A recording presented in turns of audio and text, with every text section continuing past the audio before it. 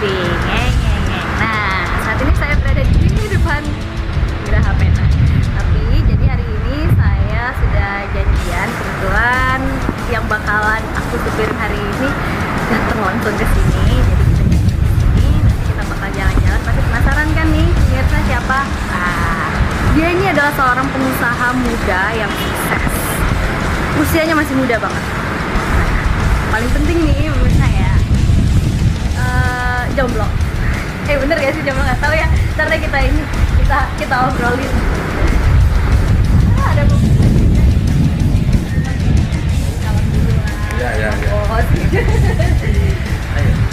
Nah, ini pemirsa, ini Bang Yogi. Ya. Jadi kita, nih Bang, udah siap nih bakal supirin? Siap ya. Tapi sebelumnya boleh dong kita gerbek dulu isi mobilnya. Oh, boleh. Boleh ya. Ada apa aja? Siapa tahu gitu kan ada. Mudah-mudahan nggak ada yang aneh-aneh. Ada yang aneh nggak kira-kira? Oh, nggak, kayaknya nggak. Nggak ada. Yuk. Siapa tahu menurut dia nggak aneh, tapi menurut saya aneh kan bisa aja.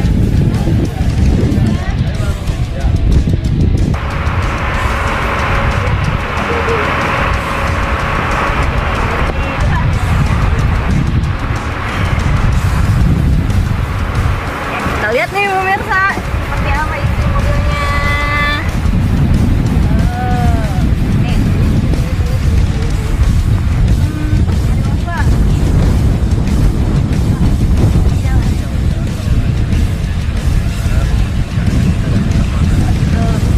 Oh, jadi nyemil di jalan.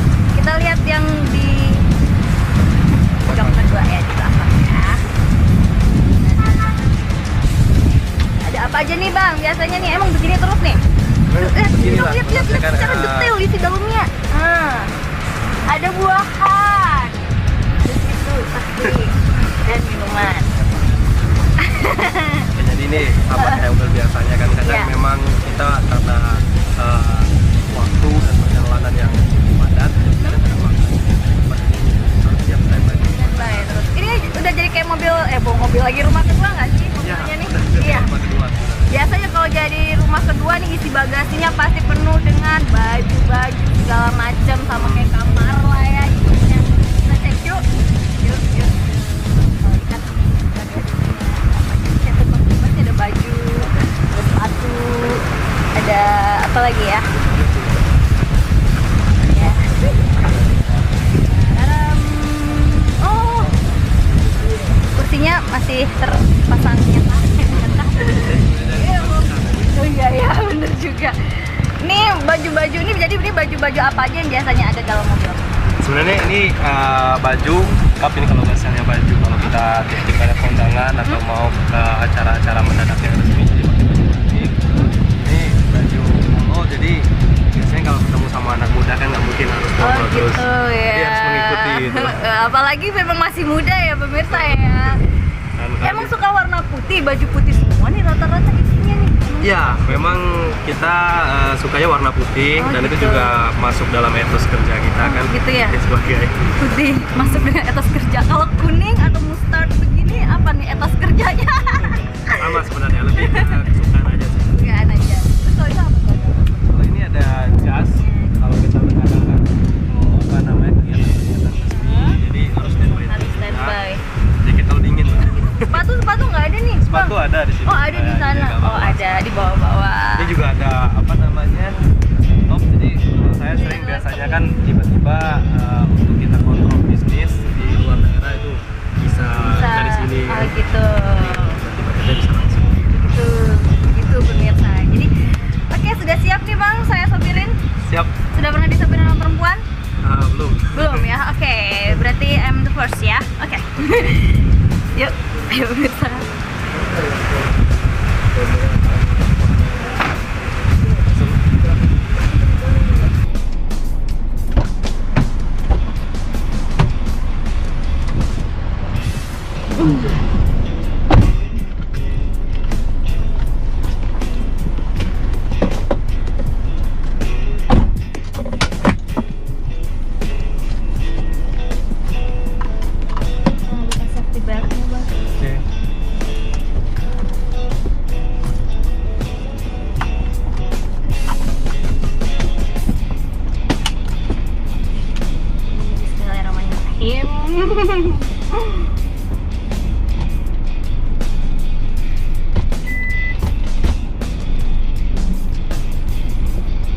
Jadi ini biasanya abang maksudnya tinggalnya di Saya untuk tahun-tahun ini sebenarnya banyak tinggal di Jakarta dan di luar kota.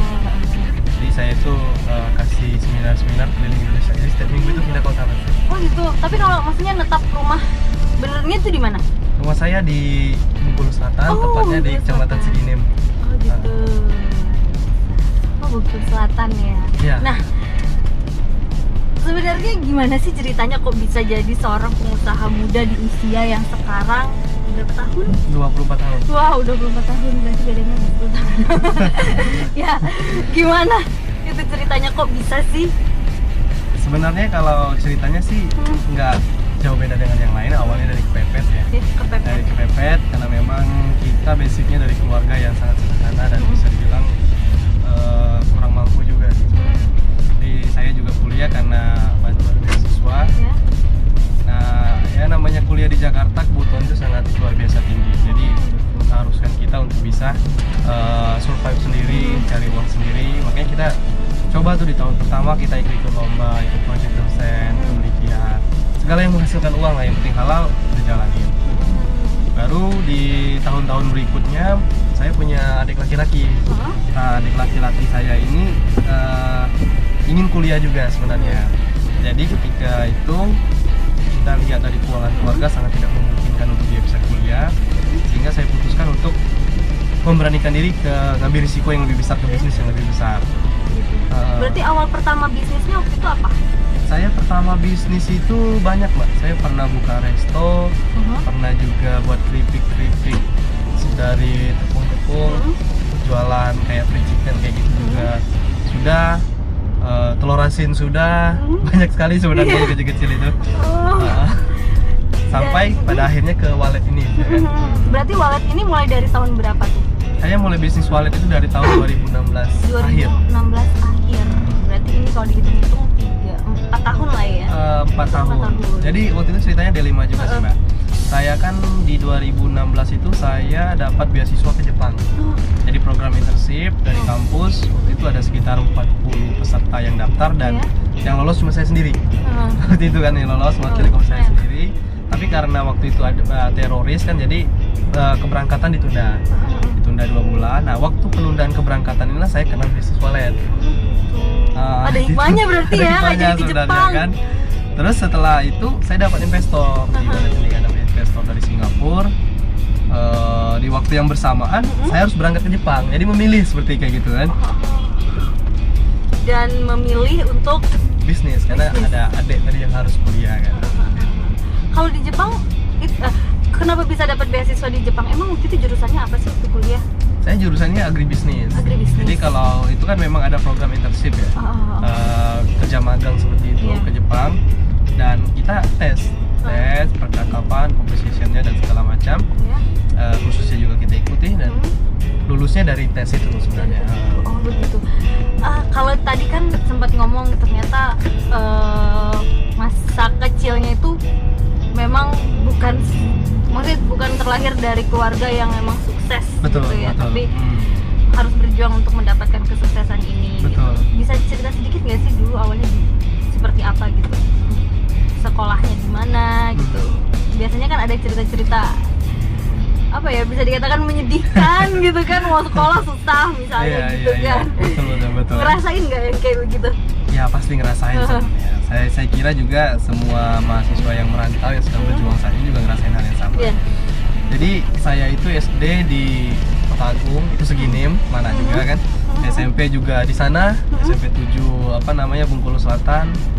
Di Seginem juga, SMA juga di sana, ada Seginem juga. Pokoknya kan, Seginem ya. Baru akhirnya kan kuliah keluar ke Jakarta. Nah, cerita sedihnya banyak sih karena kita kan kuliah juga biayanya kurang dari ya. Saya pernah namanya nggak makan itu 2 minggu. Wah, Jadi 2 minggu dalam posisi nol, nggak ada uang sama sekali. serius? Jadi gimana bisa bertahan hidup 2 minggu? Nah, kita tuh ada namanya kan, biasa lah ya, zaman Jakarta, kehidupan Jakarta banyak yang nikah, banyak yang acara-acara. Kita datang ke situ. Iya, ngandalin pesta. Iya, saya sempat ya kan, apa namanya, dapat tantangan lah. Kita udah nggak makan nih kan, udah nggak Iya. makan, kita nggak mungkin berdiam diri di kosan kan, itu kan kelaparan. Jadi kita pergi ke Smesco gitu. Ada acara, karena kita nih nggak punya uang, kita jalan kaki. Jadi jauh sekali itu mah jalan kaki dari Berapa tempat saya. kilo waktu itu? Jauh sekali mbak, mungkin 20-30 kilo ada. Wah, Sampai pegel pokoknya kaki ya. demi makan. Nah, gara-gara jalan kaki, waktunya tuh udah habis. Jadi Iya. harusnya kita sampai jam 10 sampai jam 12. Makanan udah habis. Iya.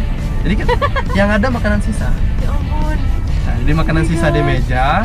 Jadi kita nih kayak pilihan gitu. Kalau kita nggak ambil kita kelaparan. Kalau kita ambil malu. Kan gitu. Iya. Tapi yaudah akhirnya diputuskan, wah ambillah Ambil. daripada diambil pemulung kan kelaparan. Ya, itu sempat 2 minggu. Itu sama siapa sendiri atau ada teman seperti Ada teman saya, ada namanya Ali, itu udah ikut saya kan, dan bisa dibangun bisnis, namanya bisnis yang jatuh bangun. Iya. Dan dia sampai bisnis wallet ini ikutan juga. Ikutan juga. Ikutan juga. Wow, luar biasa. Anak keberapa? Saya anak pertama dari orang tua saya yang di Sinim, tapi orang tua saya ini kan pernah nikah di Kalimantan. Oh begitu. Dan apa namanya, istrinya meninggal baru menikah dengan ibu saya. Betul. Nah di situ dia apa namanya dikaruniai 1 orang anak, makanya saya ada Ayu, Oh, ada gitu. kakak, gitu kan. Tapi nggak, adik ada berapa? Adik ada 2. Adik ada 2. Wow, keren ya. Terus kan tadi tuh beasiswa ke Jepang gitu ya. Itu ketika sudah tamat S1 atau Sebelum sebelum ya? Sebelum itu. Nah, kemudian kenal dengan bisnis. Kuliahnya gimana? Masih tetap lancar waktu itu? Atau memilih bisnis terus ya udah gitu kuliahnya? Sebenarnya harapannya kan lancar. Saya juga selain kuliah bisnis, saya juga ketua organisasi mbak. Oh, gitu. Jadi di organisasi saya sangat aktif, baik di kampus maupun di nasional saya aktif sekali. Ya. Jadi ya memang kita itu nggak bisa mendapatkan ketiga-tiganya. Ya. Kadang harus memilih sesuai kebutuhan kan. Dan saya memilih bisnis karena tadi saya pikir saya ada adik saya yang bisa meneruskan mimpi saya kan di situ. Itu sebenarnya sih. Kalau keinginan untuk tiga-tiganya ada sebenarnya, tapi tidak memungkinkan. Waktu itu sempat dilema nggak? Maksudnya ada tentangan dari orang tua nih misalnya, karena kan memang orang tua tuh taunya, wah anak saya ini harus kuliah jauh nih untuk kuliah gitu kan. Pasti orang tua menentang keras keputusan saya untuk memilih bisnis dibandingkan apa namanya pendidikan kemarin itu.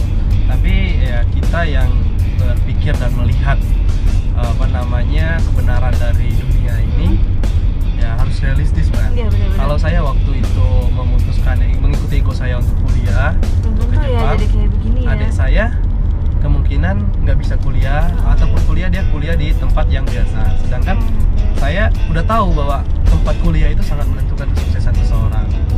Kayak saya pikir walaupun agak berisiko saya harus ambil ini.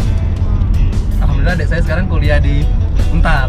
Wah. Itu suatu kebanggaan sendiri sebenarnya Iya, nilainya. iya, iya. Dan sekarang dia semester berapa tuh? Semester 5. Semester 5. Bentar lagi ini ya berarti tinggal Lagi, 3 ya. semester lagi. Betul. Nah, terus saya sempat nih sebelum nyopirin nih ya, kan sempat searching juga nih browsing, ternyata punya karyawannya ratusan. Berapa banyak karyawannya? Jadi kalau untuk karyawan sebenarnya ya cukup lumayan sih mbak, lumayan banyak. Terus kalau di Bengkulu Selatan itu sendiri sekarang udah 100-an lebih, dan beberapa minggu ke depan target kami bakalan lebih banyak lagi karena target saya untuk Bengkulu Selatan itu sendiri bisa sampai 1.000-1.500 karyawan. Wow. Karena Bisa ya punya karyawan banget gitu ya, gimana ceritanya ya? karena bisnis wallet ini sebenarnya bisnis yang bagus kalau saya bilang ya, karena dia padat karya, jadi bisa menciptakan banyak lapangan pekerjaan. Oleh sebab itulah yang saya sosialisasikan ke masyarakat bahwa kita butuh lapangan pekerjaan baru, tidak harus ke sawah atau ke kebun terus. Iya, Banyak lapangan pekerjaan baru yang bisa juga menghasilkan uang kok.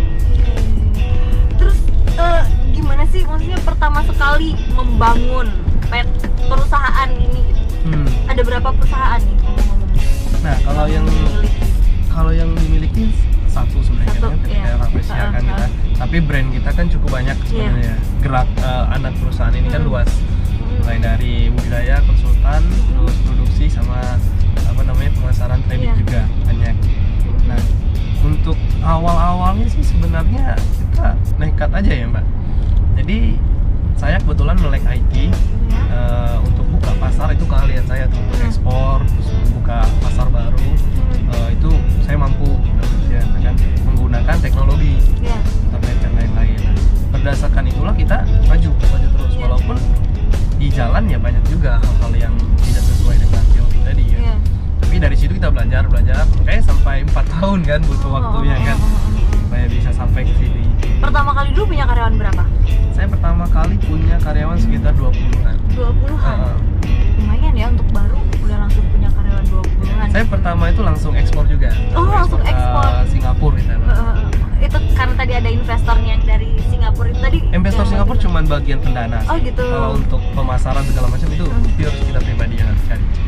Oh, pasti ada tempat belajar gitu ya untuk tahu tentang bisnis wallet ini gitu. Awal mulanya gimana? Sebenarnya nggak ada tempat belajar. Nggak ada tempat belajar. Nggak ada tempat belajar. Kita kan awal mulanya saya ini penggila lomba, Mbak. Jadi Lomba apa sih? lomba bisnis plan, Oh membuat gitu. ide bisnis. Gitu Iya, kan. iya, iya, iya. Jadi apa namanya? Kalau ada lomba hadiahnya berapa itu kita ikut semuanya pokoknya kan. Nah, Iya, iya, iya. sampai tiba kita di Ristek Dikti itu kan diajak dosen. Nah, ayo yang mau nih ke lomba bikin proposal lagi ya. Kita Iya. bikinlah proposal wallet gitu kan. Oh, berarti Wallet. berawal dari proposal, dari Betul. lomba gitu ya berarti? Iya, setelah kita cermati, Iya. kok bisnis ini bagus sekali, income-nya kan besar. Iya. Ya udah, kita tentukan mau kan itu. Nah ini dilema juga sebenarnya pas awal-awal saya mau mulai bisnis itu, kebutuhan modal saya itu waktu itu sekitar 100 juta. Iya. Untuk mahasiswa itu besar sekali Mas. Iya, iya, iya. Saya nyari investor itu setahun. Heeh. Sampai di kampus itu saya dijuluki mahasiswa pencari investor. Seperti itu, Kok kan. bisa dijulukin gitu? Ya setahun nyari investor, terus Nyari investor. semua dosen dari staff sampai rektor saya tawarin, Pak jadi investor saya, Pak jadi investor saya. Terus akhirnya kenapa bisa ketemu investor yang dari Singapura itu? Nah itu jalan Tuhan sebenarnya kan. Sebenarnya ya saya udah di titik mau menyerah sebenarnya. Tapi ketika lagi makan ngobrol ada dosen kan namanya Pak Bros, "Oh, kamu masih nyari investor gitu?" "Oh masih Pak," saya bilang. "Oh kebetulan saya kemarin ketemu sama rekan saya dan dia juga ngomongin wallet tertarik. Coba aja kalau pitching," katanya. Kasih Iya, kontak iya, saya, saya telepon, ya udah ketemuan kita pitching. Ketemuan itu lama juga. Iya. Saya nunggu itu hampir 9 jam itu Mbak. Wah. Nah itu tanpa kepastian kan. Tanpa Jadi kepastian. memang ya ujian itu Bener-bener. ada lah ibaratnya. Kalau nggak ini, aduh nunggu 9 jam itu, Betul. 3 jam aja rasanya udah pengen balik ya. Iya, Luar biasa ya. Tahan ya nunggu 9 jam. tahan kena butuh Mbak. Kalau betul bener. Iya, iya. Nah, terus akhirnya kenapa bisa sampai sekarang punya ratusan karyawan? Ribuan ya? Ratusan lah. Ya, Kalau ditambah mitra mungkin bisa ribuan. Gimana nih? Kalau itu jadi wallet ini, jadi wallet ini suatu bisnis yang benar-benar bagus untuk perekonomian Indonesia kalau saya menyebut lebih luasnya. Karena kenapa? 1 kilo wallet itu bisa menghidupi 10 karyawan. Wow. Indonesia itu produksi mentahnya itu 1.700 ton Berarti 2019. per bulannya berapa? Apa? Berapa kilo? Berapa ton? Banyak sekali 1.700 ton untuk tahun Wow. 2019 produksi Indonesia itu. Jadi kalau misalnya pemerintah tahu akan bisnis sarang burung walet Imlek, kita nggak ada lagi namanya pengangguran harusnya, dan nggak ada lagi namanya kemiskinan. Desa-desa tertinggal itu bisa dibangun industri sarang burung walet. Tapi di sini industri ya Pak, bukan Iya. gedung walet. Iya, Nah itu yang jadi beda. Industri ya, bukan gedung walet. Kalau gedung walet mah kita sering lihat ya, ada Itu bangunan-bangunan nggak yang terlalu banyak membutuhkan lapangan pekerjaan. Tapi kalau industri itu Iya. banyak sekali ya. Nah, itu gitu yang masih apa namanya? Wah, maksudnya Paradigmanya paradigma belum cara sampai karena memang berpikirnya gitu. ditutupi kalau bisnis Iya. wallet ini Pak. Jadi permainan itu mafia. Jadi kalau di Indonesia ini mungkin yang lokal Indonesia asli, yang muslim kayak saya yang main di sektor apa namanya hilirisasi, ekspor mungkin cuma saya sendiri. Oh, gitu. Jadi ya, banyak kan rekan-rekan itu Chinese, dari Malaysia, dari Hong Kong kan, China. Nah, dulu kan pernah susah nih ya waktu jadi anak kos gitu kan, yang tadi makan aja susah gitu kan. Biasanya kalau anak kuliahan gitu kan, ya namanya di kehidupan sehari-hari pun ya, kalau kita lagi susah tuh orang pasti jauh gitu. ketika tiba-tiba wah sukses gitu, yang tadinya dibilang pencari investor gitu kan, tiba-tiba gila karyawannya banyak nih, omsetnya udah miliaran gitu. Gimana orang-orang gitu, orang-orang dekat gitu atau teman-teman gitu ngelihat waktu itu, waktu sukses pertama kali sukses? Sebenarnya sih dari mereka memang dari awal support ya Mbak, nggak ada juga yang merendahkan kan, karena baik dari dosen, dari mahasiswa, teman-teman semua tahu kegigihan kita dalam berjuang. Jadi saya kira kalau mereka melihat kesuksesan saya saat ini, mereka tidak akan berkata bahwa wah enak ya sukses, mereka tahu kok perjuangan saya bagaimana, seperti itu. Tapi pernah nggak ngerasa dijauhin teman gitu karena kita nggak punya gitu? Enggak juga sih sebenarnya, karena apa ya, prinsip berteman saya lebih ke saya harus membantu orang dulu sebelum saya minta, seperti itu. Jadi ya apapun yang bisa saya lakukan untuk dia, saya lakukan gitu sebenarnya. Nah, ini umur 24 ya. Apa nih target yang terdekat? Target kan jadi beti. Oke, cukup muda ya. Iya. Biasanya kalau laki-laki nih umur 24 itu sudah, apalagi sudah punya nih, punya sukses udah gitu ya. Apalagi sih gitu kan, sebentar lagi mau nyalon. Kalau jadi bupati, wow, tambah gitu ya. Pernah nggak sih dikejar-kejar sama cewek? Sebenarnya ya juga dikejar-kejar sih, apa namanya ya, kalau yang komunikasi sih pasti ada kan, yang apa namanya tukar pikiran. Tapi ya nggak sampai segitunya juga sih, kalau saya lebih ke sibuk kerja. Mungkin sibuk kerja ya. Cewek juga males kali ya, kita cuek gitu. Tapi punya pacar nggak nih? Atau mungkin sudah berkeluarga? Nah nih. belum. Jadi belum berkeluarga dan belum punya pacar. Belum ya. Kenapa gitu? Biasanya kan apa karena sibuk bekerja itu tadi gitu ya, lebih orientasinya lebih ke bisnis gitu atau gimana? Ya jadi kalau untuk pacar sih sebenarnya ya Pak, yang saya lakukan ini kan politik, saya kan politik value. Jadi saya benar-benar ingin mencerdaskan masyarakat, menghapus politik uang, dan itu banyak sekali musuh. Matian perjuangan ini bakalan panjang. Saya tidak tahu juga akhirnya apakah saya akan banyaklah hal-hal negatif yang akan saya hadapi ke depannya. Jadi ketakutan itulah yang membuat saya, apakah saya masih ibaratnya bisa nggak sih membangun hubungan dengan cewek, atau mau menikah nanti dia jadi janda nanti ibaratnya kalau saya dia buruk-buruknya kan, karena perjuangan ini sungguh-sungguh berat Mbak. Saya katakan seperti itu. Kita memperbaiki suatu daerah bahkan belum pernah ada di seluruh Indonesia yang kita lakukan seperti ini, itu bakalan berat sekali. Banyak nggak misalnya ibu-ibu itu kan yang jodohin, ayo dong sama anak saya gitu? Kalau banyak sih nggak juga, ada sih tapi ada gitu ya. Kalau kriterianya apa nih? Saya sih sebenarnya suka cewek cerdas sih, seperti itu kan, cewek cerdas dan cewek pejuang. Jadi yang mau berproses dan apa ya, bisa menempatkan diri dimanapun. Jadi intinya ketika kita ibaratnya harus elegan, ketika kita harus membaur ya membaur. Gitu sih. Keluarga nih ya, ini kan otomatis sih lebih sering di luar nih ya daripada di Bengkulu. Berapa kali dalam sebulan itu balik ke segini? Kalau saat ini sih hampir berapa ya, seminggu sekali mungkin ya. Seminggu sekali. Jadi gitu setelah saya kegiatan di luar saya balik, kegiatan luar saya balik. Gitu, sering banget. Ya gitu ya. Apalagi kan sektor usaha juga ada di sana. Wah, masih seneng banget nih ya keluarganya ya. Maksudnya meskipun sukses tapi nggak jauh gitu dari orang tua, dan tidak apa ya, banyak orang yang sukses tapi dia pergi gitu loh dari tempat tanah kelahirannya gitu. Saya awalnya pengen kayak gitu. Sempat terpikir juga sempat kayak terpikir. gitu. Jadi terus kenapa akhirnya enggak?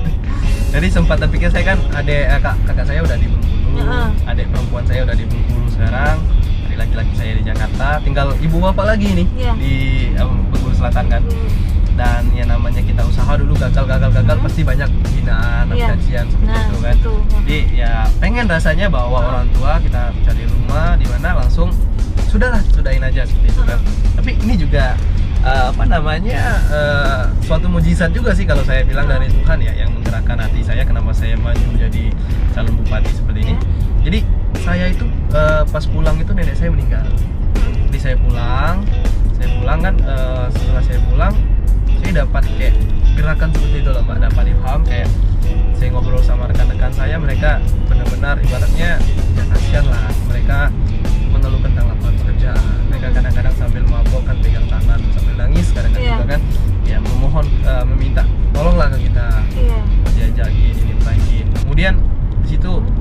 saya ini tergerak sedikit, tapi belum mau. Saya itu benar-benar nggak mau terjun di politik awalnya, karena salah tanda tangan sedikit masuk penjara. Iya benar. Itu kan bagi kita kan benar-benar nggak menarik sebenarnya. Iya. Tapi setelah banyak pertemuan-pertemuan itu, gerakan-gerakan itu banyak, saya juga dapat mimpi.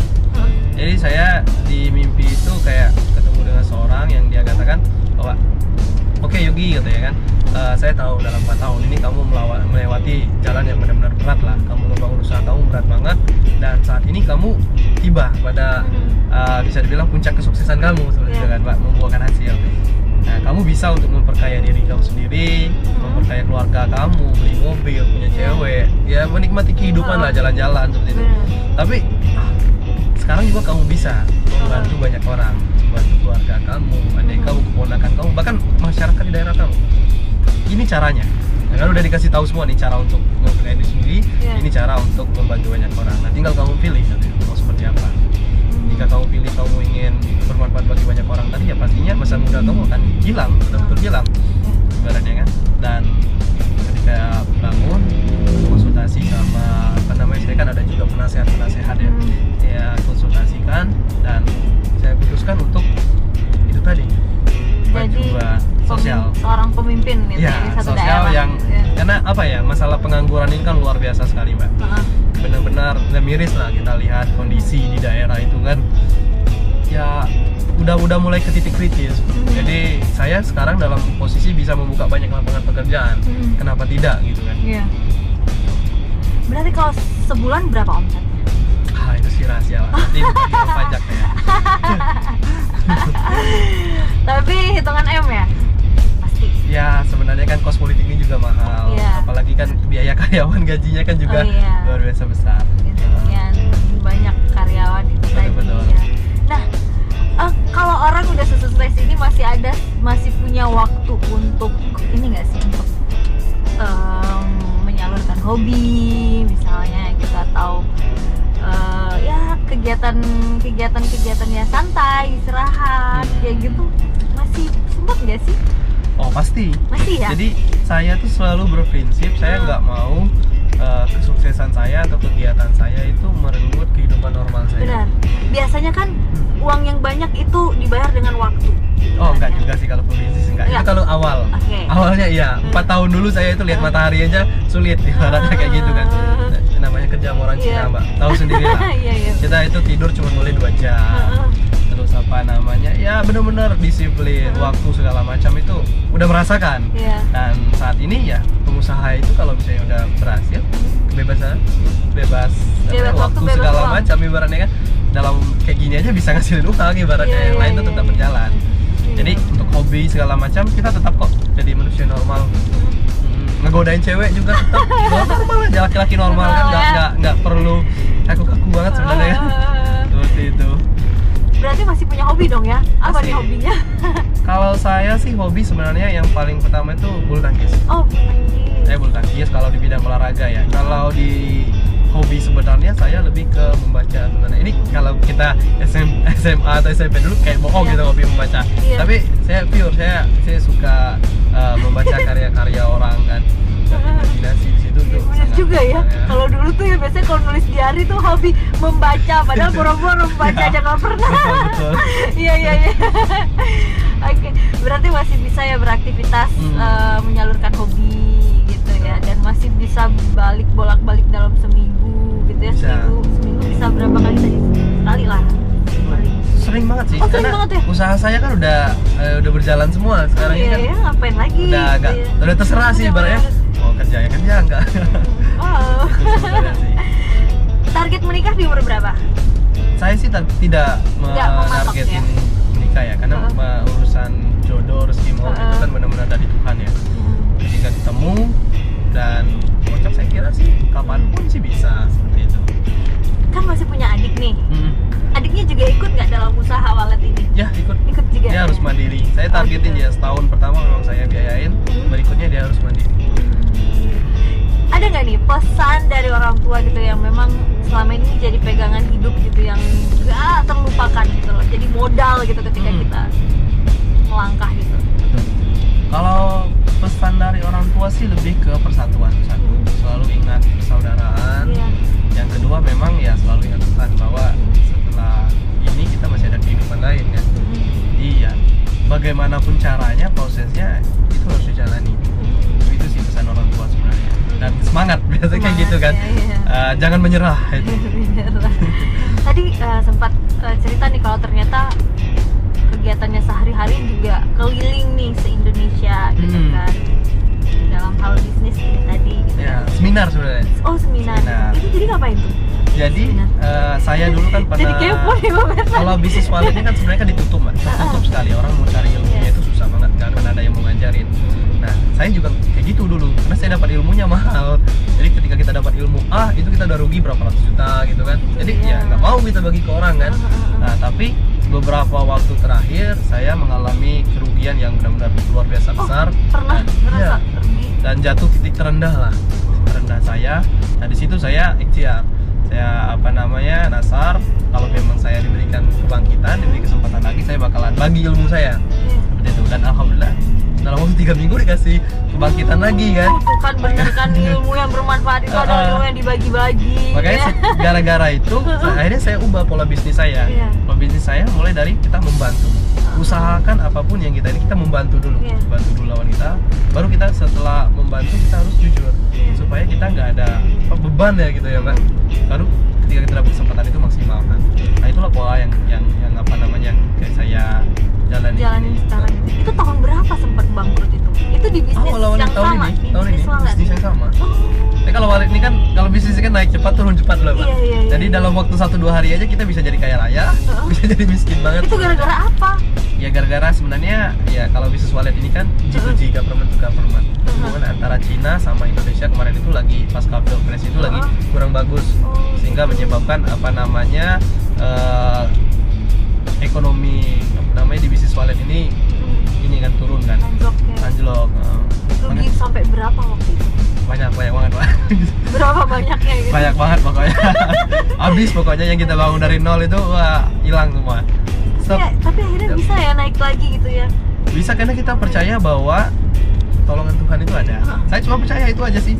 Saya bisa menikmati ketika saya pakai motor, ketika jalan kaki. Bahkan saya pikir, udahlah, nanti juga Tuhan paling bakalan kasih saya ini lagi. Yang penting saya harus, ini pasti Tuhan uji saya nih. Lagi mau sabar ini kan. Sempat ini nggak sih? Maksudnya yang tadinya punya banyak, dia punya dan akhirnya jatuh sampai titik terendah itu. Waktu itu gimana tuh? Sempat sedih ya? Bayanginnya tuh aja udah betul sedih sih pasti. Nggak mungkin ada orang yang kehilangan itu bohong kalau dia ada sedih. Tapi frustasi nggak waktu itu gitu? Nah, tapi ini juga pesan buat yang lain kan. Kita jatuh itu pasti, nggak mungkin nggak. Pasti ada namanya kita jatuh. Tapi ya bagaimana kita menyikapi. Jadi kalau saya sih ketika jatuh, saya cukup sehari aja saya sempatin waktu untuk nangis, minta ke Tuhan, minta maaf ke semua orang yang saya anggap saya salah, saya teleponin semuanya, sampai hati saya lega.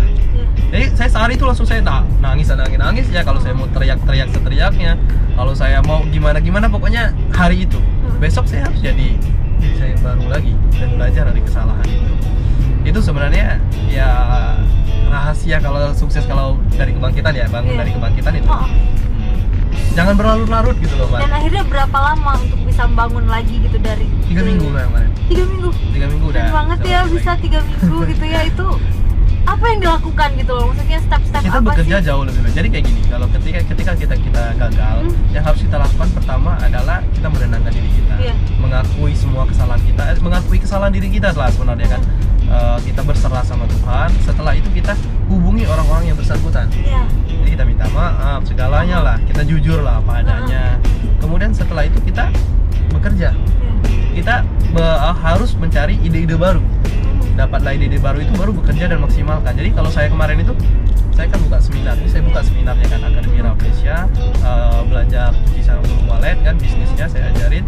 Nah, kalau orang promosinya 100, saya promosinya 1000. Jadi saya tingkatkan peluangnya. Kalau orang bekerja cuma dari jam 12, saya sampai jam 4. Itu yang saya maksimalkan selama 3 minggu itu loh Pak. Dan alhamdulillah Tuhan itu nggak bohong kok. Menjada-wajada itu beneran, itu udah ada ayat Tuhan. Nah, kalau bicara seminar ini tadi sebenarnya Mbak, seminar saya itu kan berbayar ya. modalnya itu 5 juta.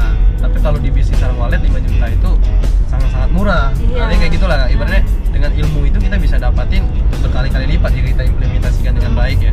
Nah, jadi itu setiap minggu, setiap Sabtu Minggu itu pindah-pindah kota. Jadi minggu pertama di Sumatera, minggu kedua di Kalimantan, minggu ketiga di Jawa, minggu keempat di Sulawesi. Nah, itu kita batasi untuk 20 orang. Terakhir kemarin di Jakarta ini 33 orang yang ikut. Jadi kalau dihitung pendapatan sebenarnya cuman kita sharing kayak gini, ini besar banget lah ibaratnya kan. Dan itu tanpa modal, saya bilang kayak gitu kan Mbak. Dan setelah itu apalagi kami ada lanjutan kerjasamanya kan. Nah, itulah letak bisnisnya yang jauh lebih besar lagi. Tadi kan sempat maksudnya nol gitu ya. Kok bisa? Ya otomatis kan untuk membangun lagi itu butuh modal lagi lah gitu kan. Enggak, sebenarnya. Oh enggak ya? Itu beda zaman Mbak. Kalau zaman dulu sih ya, kalau zaman dulu gitu ya. Zaman dulu ya. Kalau zaman sekarang makanya adik saya itu selalu saya tantang bahwa zaman sekarang ini yang menentukan kesuksesan itu bukan lagi turunan, bukan lagi uang, bukan lagi jabatan, tapi tekad dan kemauan. Zaman itu sudah teknologi. Kita kalau sesederhana lah kita dropship, wifi numpang aja ke kantor lain. Apa modalnya? Tapi kita rutin chat semua vendor, chat semua ini, nggak tahu belajar, ada YouTube, ada Google. Cuman benar-benar tekad dan kemauan Mbak. Nggak ada yang menghalangi orang sukses saat ini. Tekad dan kemauan gitu ya.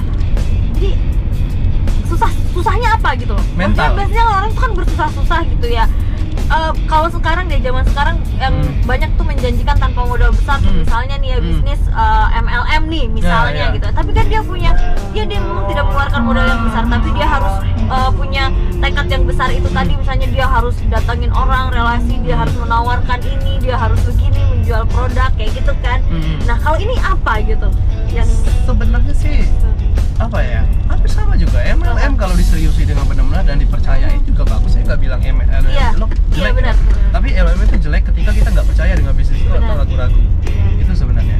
Dan bisnis apapun, saya bilang profesi apapun itu ada potensi untuk kaya, asal kita bisa benar-benar percaya dan serius menggali potensi di bisnis itu. Maksud saya ketika kita tidak membutuhkan modal yang besar pun ya kita harus bekerja lebih besar gitu. Nah, iya, betul. Nah, kalau yang kemarin dilakukan ketika titik nol untuk kembali lagi seperti sekarang ini apa gitu? Saya bekerja tanpa lebih modal keras. gitu. Saya bekerja lebih misalnya keras. apa mendatangi harus menawarkan apa atau apa gitu, apa gitu? Saya kemarin tuh cuman ini Mbak. Jadi ketika saya gagal, saya cuma memanfaatkan Instagram. Saya buat Instagram, gitu ya? saya buat Akademi Rapresya, saya desain sedemikian rupa, elegan. Terus saya post, saya ini kan chat orang satu persatu di Facebook, saya post lagi. Saya tahu ini nggak bisa langsung aja, ibaratnya kan. Tapi dari 1000 orang yang saya chat, 500 meragukan. Tapi ada 5 loh yang mau dan butuh. Nah inilah saya bilang itu tadi. Sama halnya dengan politik, Mas. Saya politik ini kan, saya menolak money politik karena saya ingin bersentuhan langsung dengan masyarakat, dan saya percaya pemimpin yang baik itu diciptakan dengan cara yang baik. Nah, apa yang saya lakukan ini sebenarnya strategi ya. Jadi saya sampaikan di sini. Saya bilang saya punya program One Day One Village. Satu hari saya satu desa. Saya nginep di desa itu, makan di desa itu. Bayangkan Mbak, kalau saya naik ke 100 rumah, harapan saya nggak terlalu banyak, 5 rumah aja kok yang percaya dengan saya. Ya itu sebenarnya kita meningkatkan peluang kan, sebenarnya kan seperti itu. Bisa dari 100 nggak ada yang tersentuh, nggak ada yang ini kan. Iya, Gitu. makin banyak Makin besar peluangnya. Nah, ini seandainya nih ya, ini kan sudah berniat untuk terjun ke dunia politik nih, dengan apa yang dimiliki sekarang gitu ya. Betul. Ya, semua orang juga tahu sih modal politik itu nggak kecil gitu, Nggak kecil, betul, besar betul, gitu. pasti. Nah, kalau seandainya nih nanti di politik nih ternyata gagal gitu, kan bakal ada yang rugi gitu kan. Itu gimana? Itu karena orang berpikir bahwa politik itu adalah ngabisin uang. Karena saya pembisnis Mbak, saya nggak pernah berpikir bahwa politik saya ngabisin uang, saya nggak. Politik harus mendatangkan uang. Kalau ngabisin uang saya nggak mau. Seperti itu aja. Seperti ibaratnya apa ya, kayak bikin spanduk. Saya uang memang loss, tapi saya anggap di situ kan saya tulis di situ ada apa namanya Facebook, Instagram ya. Saya anggap aja saya endorse kayak gitu kan. Terus saya ambil angka pasti, saya buka lapangan pekerjaan per desa ini, target kita per desa dan di sana kan ya karyawan saya kalau milih saya alhamdulillah, nggak milih saya kita tetap jalan kok, bisnis tetap untung. Dan yang seminar saya tadi juga tetap jalan. Makanya nggak berpengaruh sebenarnya, nggak ngaruh. Maksudnya meskipun apa yang dilakukan itu nggak ada yang sia-sia gitu ya, ada hal lain. Kalanya sih, kalau saya sih nggak akan berpengaruh, kehidupan saya tetap akan seperti ini. Tapi yang berpengaruh itu adalah kapasitas saya dalam membantu orang. Kalau seandainya saat ini saya bisa membantu 100-200 orang, kalau misalnya kita diberi amanah mungkin bisa puluhan ribu dan bisa lebih besar lagi. Itu sih yang membedakan. Iya. Nah, gimana ya? Banyak nih orang di luaran sana gitu ya, yang memang cara berpikirnya tuh udah, aduh susah nih, nggak mungkin saya sukses gitu. Bakal hidup tuh bakal begini-begini aja gitu.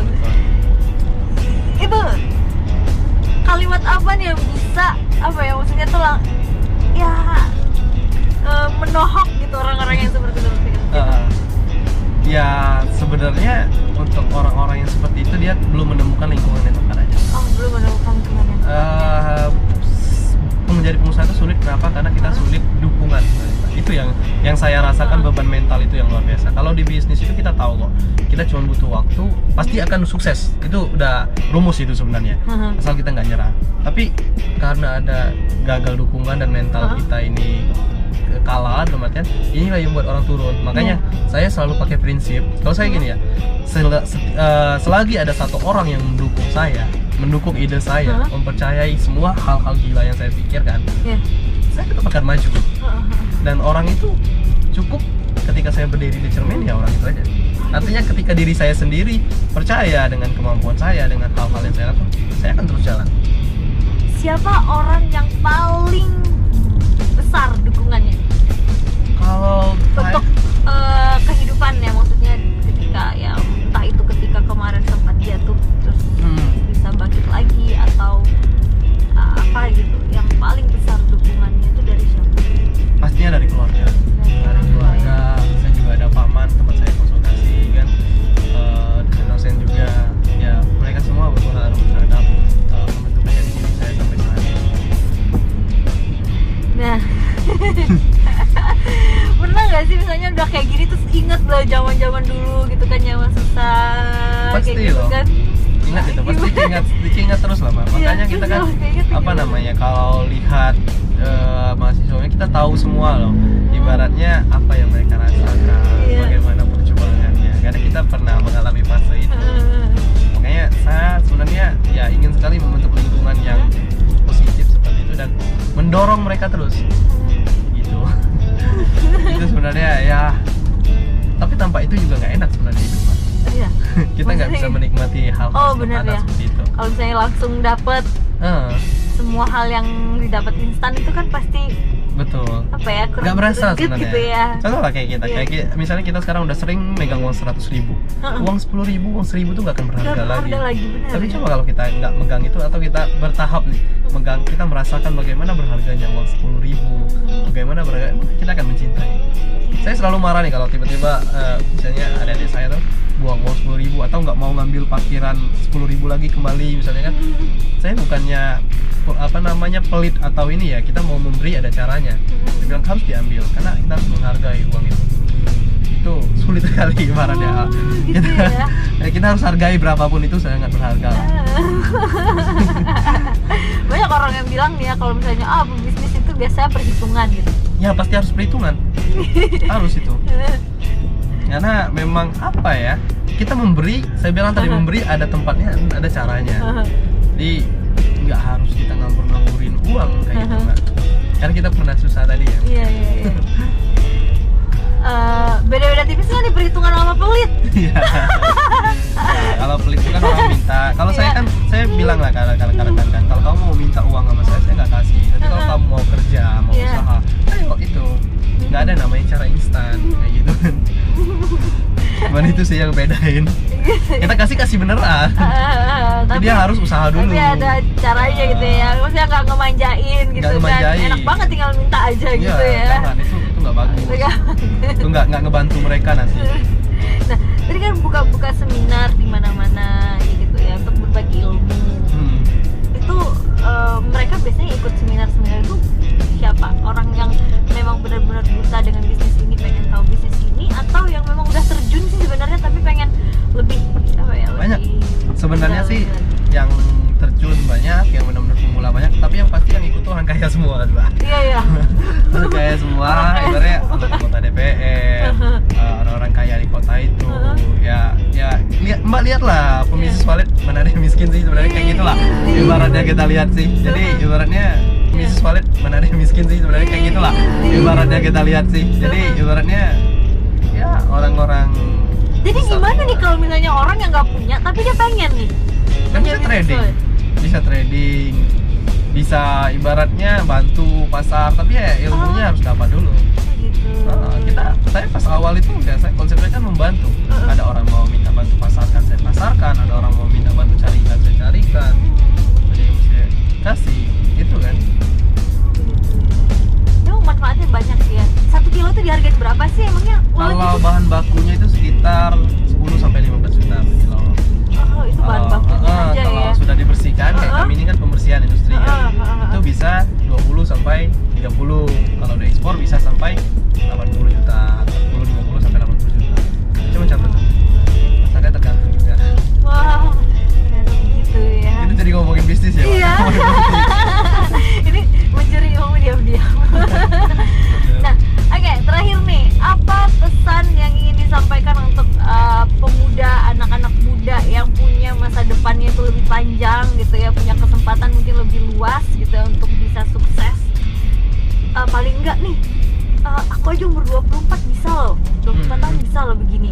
Kalau dulu, dari zaman dulu tuh kayaknya tuh umur 40 ya hitungannya untuk orang sukses gitu ya. Kalau dulu kan mindsetnya begitu gitu ya, umur orang udah matang, orang sukses itu di umur 40 gitu ya rata-rata gitu.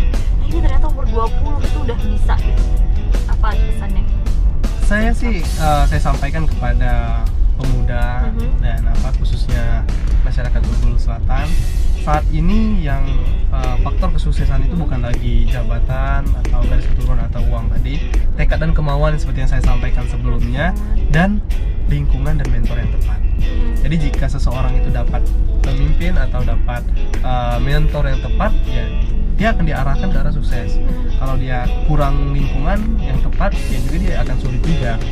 Dan lagi saat ini sebenarnya kalau dibilang, saya sebenarnya masih minder, Mbak. Banyak sekali pemuda-pemuda. Ya, iya.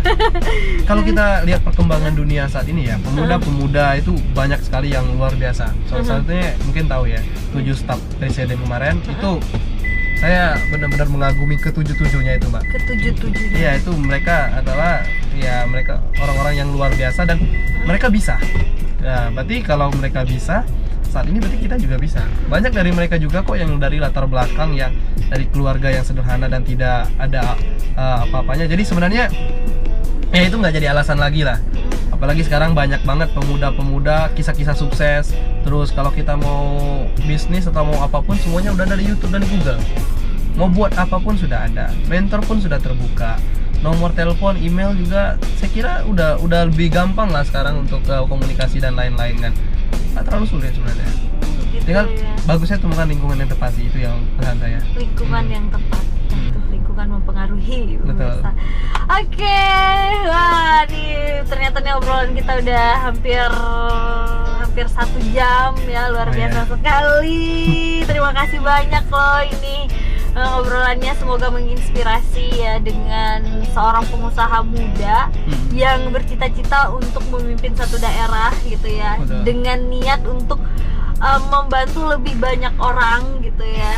Dan pastinya tadi ya kita sudah dengar juga nih beberapa kiat-kiat sukses seperti apa sih ketika orang yang benar-benar dari nol yang nggak punya apa-apa itu ternyata bisa jadi sukses loh gitu ya. Terima kasih banyak banget.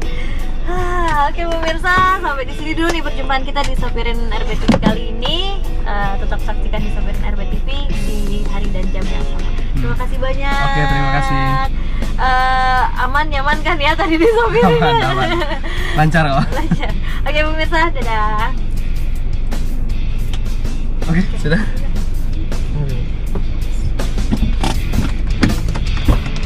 Oh, iya. Udah. Ada yang ikut?